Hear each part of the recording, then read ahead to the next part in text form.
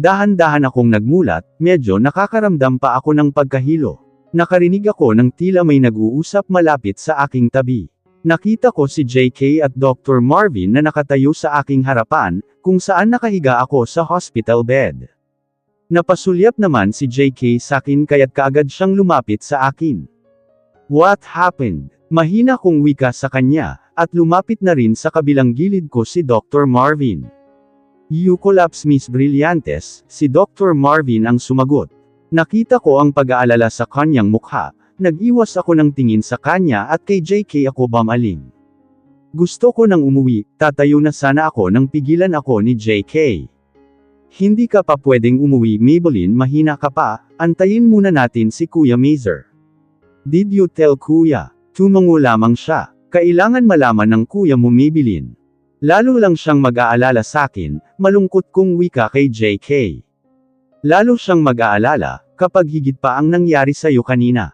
Mataman lang nakatingin sa amin si Doc Marvin, na tila walang alam sa pinag-uusapan namin. Maya-maya ay dumating na si Kuya Mazer, na humahanggos pa at lumapit kaagad sa akin. Niyakap niya ko ng mahigpit at hinalikan ang aking buhok, at saka ako hinarap. Baby girl, are you okay? What happened? May masakit pa ba sa'yo? Sunod-sunod niyang tanong sakin na ikinangiti ko naman. Okay na ako kuya, sumama lang kasi ang pakiramdam ko. Dapat kasi hindi ka muna pumasok kanina at nagpahinga. Siya nga pala kuya si Doc Marvin, siya ang nagdala sakin sa ospital, pakilala ko kay kuya. Inilahad naman ni Doc Marvin ang kanyang palad, at kinuha naman ito ni Kuya. Thank you Doc Marvin for bringing Maybelline here. It's my duty as a doctor, at isa pa nandoon din kasi ako sa lugar, kung saan siya nawalan ng malay. So, is she really sick? Sasagot sana si Kuya nang biglang dumating ang doktor ko, si Doktora Ramirez. Hi Maybelline, are you feeling better? Masayang bati ni Doktora Ramirez. Yes po Doktora, ayos na po ako, nanghihina kong sagot kay Doktora. Iwasan mo lang ang sobrang mapagod, at lalong-lalo na ang ma-stress, hindi ba't sinabi ko na sayo yun? Opo Doktora, ngumiti ako ng pilit. Napansin naman ni Doktora si Doc Marvin. Nandito ka pala Dr. Marvin, kakilala mo ba si Maybelline?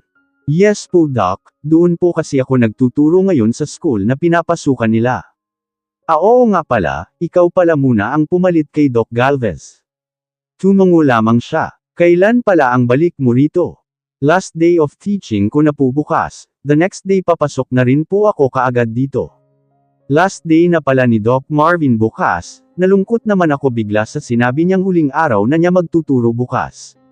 Naramdaman ko ang mariing pagpisil ni JK sa aking kaliwang kamay. Ngumiti naman siya ng matamis sa akin, at ginantihan ko din siya ng matamis na ngiti. Alam niyang nalulungkot ako sa pag-alis ni Doc Marvin. Mabuti naman kung ganun, kasi balita ko hinahanap ka na ng mga pasyente mo, nangingiting wika ni Dr. Ramirez. Kahit pala sa mga pasyente niya bentang-benta rin siya, hindi lang sa mga estudyante. Siya nga pala Mr. Brillantes, can I talk to you in private? Seryosong baling niya kay kuya. Dito ka muna Maybelline babalik ako kaagad. Pagkasabi niyang yun ay hinalikan ako ni kuya sa noo, at mabilis na lumabas ng kwarto, kasunod ni Doc Ramirez. Doc Marvin, sige na balik ka na sa school, baka kasi marami ka pang gagawin, at isa pa last day mo na rin bukas, para maayos mo na rin ang mga dapat mong ayusin. Habang sinasabi ko iyon, ay siya namang ikinalungkot ko, hindi ko na makikita araw-araw si Doc Marvin. Ayos na rin siguro ito, para kahit papaano mabawasan naman yung sakit na nararamdaman ko, lalo na sa tuwing may isip ko yung sinabi niya. Sige pagaling ka, JK, ikaw na ang bahala sa kanya. Sige po Doc, ingat ka, at saka lumabas na ng kwarto si Doc Marvin. Maybelline, okay ka lang? Tanong ni JK na may halong pag-aalala. Okay lang ako JK. Nagugutom ka ba? Anong gusto mong kainin? Nakangiti niyang wika sakin.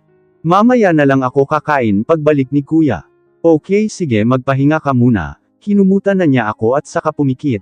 Medyo nakakaramdam na rin kasi ako ng antok, dahil siguro hindi ako masyadong nakatulog kagabi. Mr. Brillantes, have a seat. Naupo naman si Mazer sa visitor seat ni Doc Ramirez sa harap ng table niya. Niresetahan ko si Maybelline ng bagong gamot niya, yun na ang ipainom mo sa kanya simula ngayon. Bakit po Doc, hindi na po ba umuubra sa kanya yung dati niyang gamot? Saglit munang natahimik ang doktor, at saka muling nagsalita.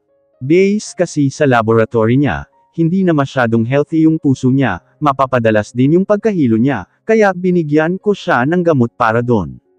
Bawal din ang ma-stress sa kalagayan niya ngayon, hanggat maaari gawin niyo kung ano yung makakapagpasaya sa kanya. Saglit na hindi makapagsalita si Mazer sa sinabi ng doktor. Gagaling pa naman po yung kapatid ko hindi ba? Maybe Mr. Brillantes. Malungkot namang wika ng doktor kay Mazer. What do you mean Doc? Hindi na masyadong normal yung heartbeat ni Maybelline, hindi katulad ng dati. Pwede siyang sumailalim sa heart transplant pag nagkataon. Napamaang na lang si Mazer sa narinig sa doktor. Nakalabas na siya ng opisina ni Dr. Ramirez, pero para siyang lutang na hindi maintindihan, dahil sa mga narinig niya sa doktor. Pabalik na si Mazer sa kwarto ni Maybelline, nang makasalubong niya si Marvin. Aalis ka na Doc Marvin. Oo babalik muna ako sa school, last day ko na rin kasi bukas, pagkatapos babalik na rin ako dito sa ospital. Ganun ba? Pwede ba tayong mag-usap Doc Marvin, kahit ilang minuto lang? Sure. Niyaya siya ni Doc Marvin sa opisina nito. Pinaupo naman siya nito sa sofa. Ano nga palang pag-uusapan natin? Panimula ni Marvin. Maybelline likes you so much. Hindi kaagad nakapagsalita si Marvin sa sinabi ni Mazer. Napansin naman ni Mazer ang pagyuko ni Marvin, at pinagsiklap nito ang dalawang kamay niya. Masaya siya habang kinukwento kanya sakin, dahil nakikita kanya sa school. Nakita ko kung paano siya naging masaya. Excited siya lagi pumasok, kasi makikita kanya.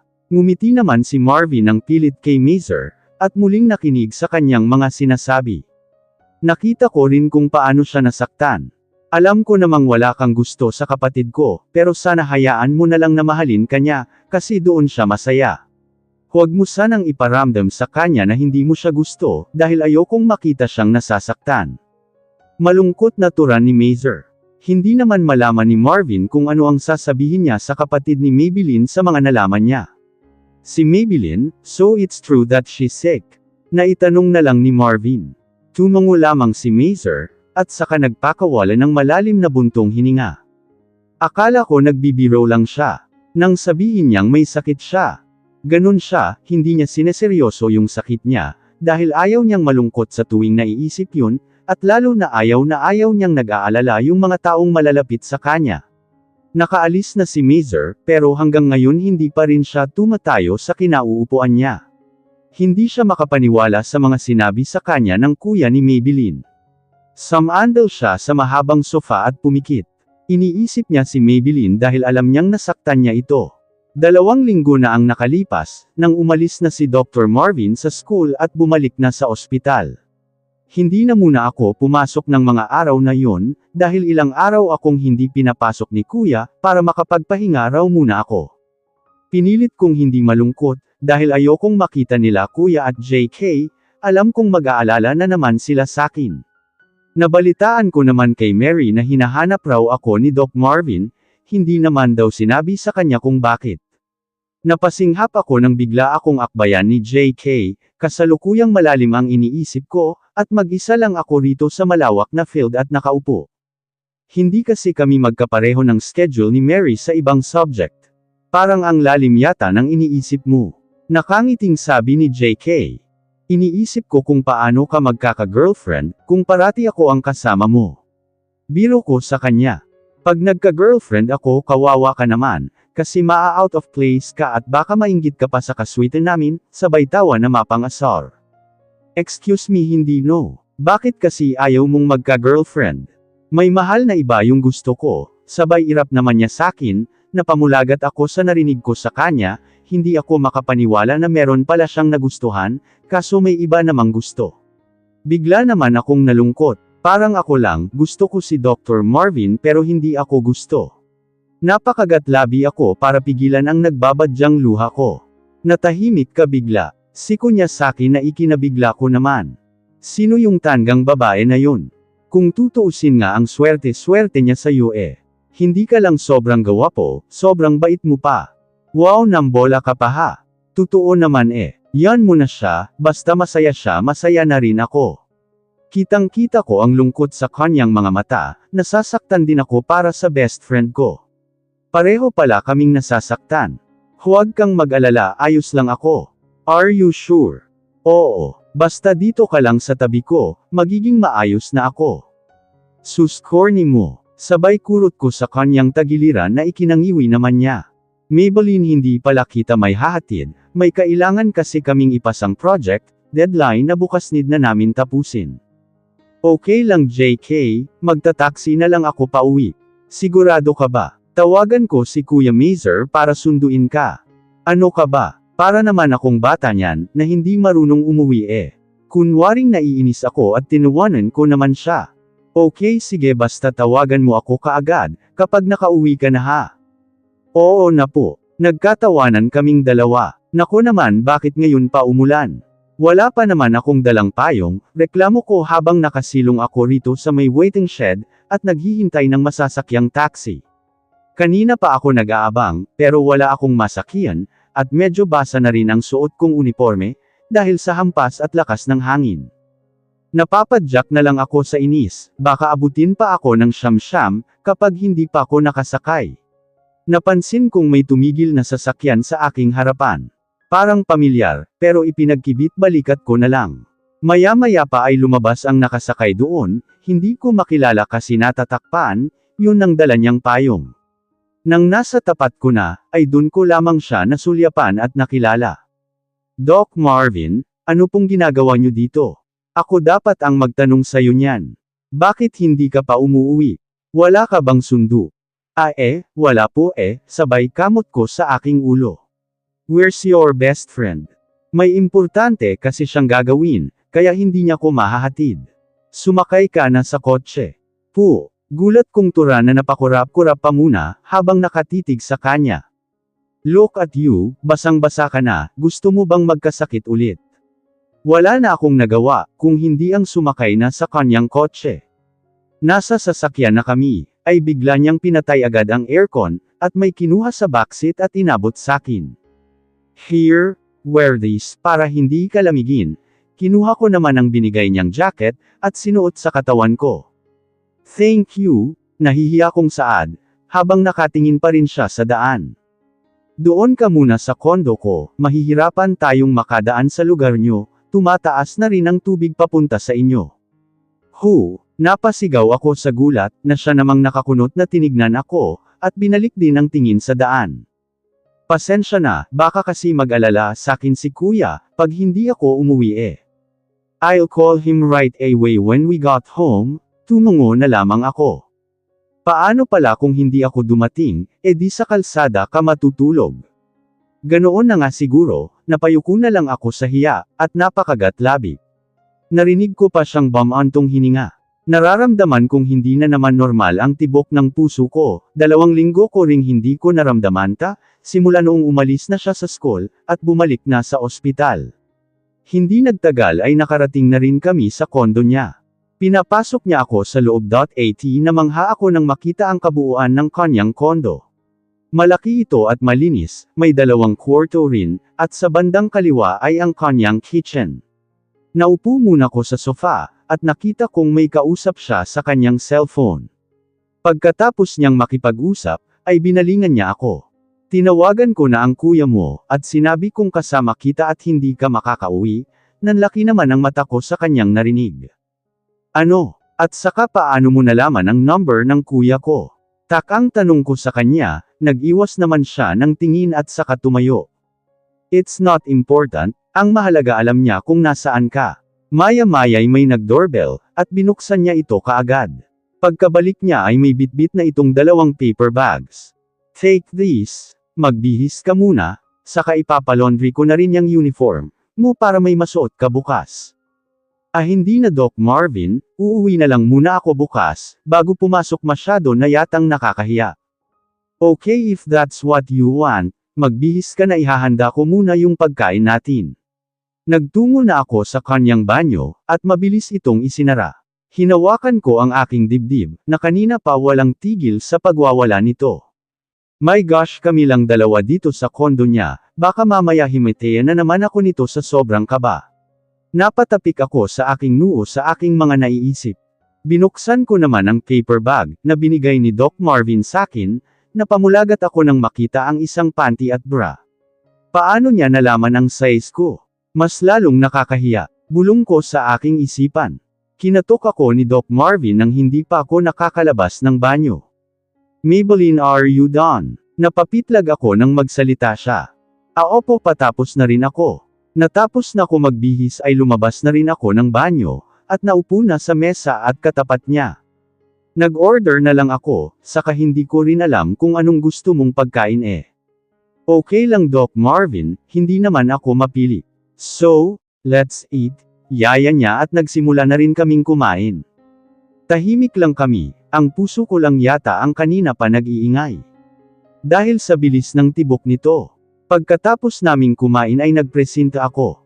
Na ako na ang magligpit ng kinainan namin, hindi naman siya pumayag, at siya na rin ang naghugas, pinapasok na lang niya ko sa kanyang kwarto. Para makapagpahinga, dahan-dahan kong binuksan ang pintuan ng kanyang kwarto. At bumungad sakin ang panlalaking amoy. Napakalinis ng kwarto niya, na wala man lang bahid ng alikabok. Kulay black and white ang kulay nito. Nakita ko naman sa kanyang study table ang mga nakalagay na picture frame, ang isa doon ay family picture nila. Mukhang teenager pa lang si Dr. Marvin doon. Kahit noong teenager pa lang siya, ay talaga namang napakagwapo na, at katabi nito ay ang kanyang ama at ina. Naalala ko bigla sina mommy at daddy. Paano kaya kung buhay sila ngayon? Namimiss ko na sila. Kinagat ko ang ibabang labi ko, para pigilan ang aking luha. Umupo muna ko sa gilid ng kama, at pinagmasdan ang kabuuan ng kwarto. Ilang babae na kaya ang nadala niya rito. Hindi malabong mangyari yun, sa gawapo ba naman niyang yun, imposibleng hindi siya nagka-girlfriend. Napabuga na lang ako sa hangin sa mga naiisip ko. Ilang minuto pa ang lumipas. Pumasok si Doc Marvin sa kwarto. Napalunok akong bigla. Dito rin ba siya matutulog? Paano yan iisa lang ang kama, kung sa bagay may isa pa naman siyang kwarto baka doon siya matutulog. Pag nagkataon baka tuluyan ako atakihin nito, Diyos ko. Maybelline, okay ka lang? Napabalik lang ako sa huwisyo, nang magsalita siya, kasalukuyang nasa harap ko siya, at nakaupo ako sa gilid ng kama. Oo, okay lang ako Doc Marvin. You look tense. Hindi naman, medyo nilalamig lang kasi ako. Dito ka na matulog sa kwarto, sa sofa na lang ako, kuha lang ako ng unan sa kakumot. Dito ka na lang Doc Marvin, natigilan kami pareho, at mataman siyang nakatitig sakin. I mean, dito ka na lang sa kwarto, ako na lang sa sofa. No, mas mabuting dito ka sa kwarto, para makapagpahinga ka ng maayos. Hindi ba may isa pang kwarto rito? Ba't hindi ka dun matulog? It's my study room, tipid niyang sagot. Sige po Doc Marvin. Sige, magpahinga ka na, pag may kailangan ka na sa labas lang ako, tumungo lang ako sa kanya, at saka siya lumabas. Malalim na sa gabi, pero hindi pa rin ako makatulog. Hindi ako sanay makitulog sa ibang bahay, sa apartment nga ni JK ni minsan hindi man lang ako nakapag-overnight, kahit na matagal na kaming magkaibigan eh. Tapos heto ako nasa kondo ni Doc Marvin. Kinikilig naman ako habang naiisip ko yun. Kumusta kaya siya? Tulog na kaya siya? Silipin ko kaya, baka hindi siya gaano makatulog, dahil sa medyo may keksiyan ang sofa niya. Lumabas ako ng kwarto para silipin si Doc Marvin. Dahan-dahan akong naglakad patungong salas. Nadatnan ko siyang nakahiga na sa sofa at nakatagilid. Tulog na siguro, tatalikod na sana ako, nang bigla siyang gumalaw. Hindi siya mapakali sa pagkakahiga niya, lampas kasi, yung paa niya sa sofa, dahil may katangkaran din siya. Doc Marvin, napabalikwas naman siya nang makita ako. Bakit hindi ka pa natutulog? Doon ka na lang sa kwarto, pwede naman tayo magtabi eh, nauutol kong sabi sa kanya. Okay lang ako rito, bumalik ka na sa kwarto. Hindi ka okay Doc Marvin, hindi ka nga makatulog eh, bamantong hininga muna siya at worry ko'y nag-isip. Huwag ka mag-alala Doc Marvin, hindi kita gagapangin, nakangisi kong wika na siya namang ikinaawang ng labi niya. Muntik na akong matawa sa itsura niya. Joke lang. Sige na Doc Marvin, para maging komportable ka, walang mali siya naman yun. Pagkasabi ko sa kanya ay bumalik na ulit ako sa kwarto, hindi pa ako nakakahiga sa kama, ay pumasok na rin siya bitbit ang dala niyang unan at kumot. Tumikim muna siya bago nagsalita. Let's sleep. Sabay na rin kami nahiga. Pareho kaming nakatihaya, at nakatitig lang pareho sa kisame. Masyadong tahimik. Tanging ulan lang at malakas na tibok ng puso ko ang naririnig. Hindi talaga ako makatulog, lalo na't katabi ko pa sa iisang kama si Doc Marvin. Dr. Marvin, basag ko sa katahimikan. Tipid niyang sagot na hindi man lang ako sinusulyapan. Nagmahal ka na ba? Nanatili akong nakatitig sa kisame. Alam kong napatingin siya sakin, base na rin sa peripheral vision ko. Binalik din niya ang tingin niya sa kisame, at saka siya sumagot. Yeah, but that was a long time ago. Pero nagkaroon ako ng girlfriend. We've been together for 3 years. Bakit kayo naghiwalay? Curious kong tanong. We've been both busy that time, saka isa pa, natigilan siya saglit, at nagpatuloy ulit siya sa kanyang sinasabi. I'm not sure about my feelings for her. Ha, pwede ba yun? Tumagal nga kayo ng 3 years gulat ko namang baling sa kanya. Siguro dahil na-attract lang ako sa kanya kaya ganon.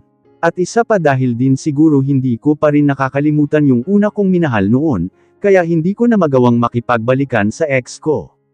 Kaya hindi mo rin ako magawang magustuhan. Saglit siyang natigilan at napatingin bigla sakin. Ngumiti naman ako ng mapait, para mapagtakpan ang sakit na nararamdaman ko. Bago pa siya muling makapagsalita, ay inunahan ko na siya, baka hindi ko na naman makaya kung ano man ang sasabihin niya. At hindi na naman ako makapagpigil ay bigla na lang akong maiyak. Doc Marvin, tulog na tayo, maaga rin kasi yung pasok ko bukas saka uuwi pa ako bago pumasok. Good night. Tumalikod na kaagad ako sa kanya. Hindi ko na malayang may tumulong luha na pala sa aking pisngi.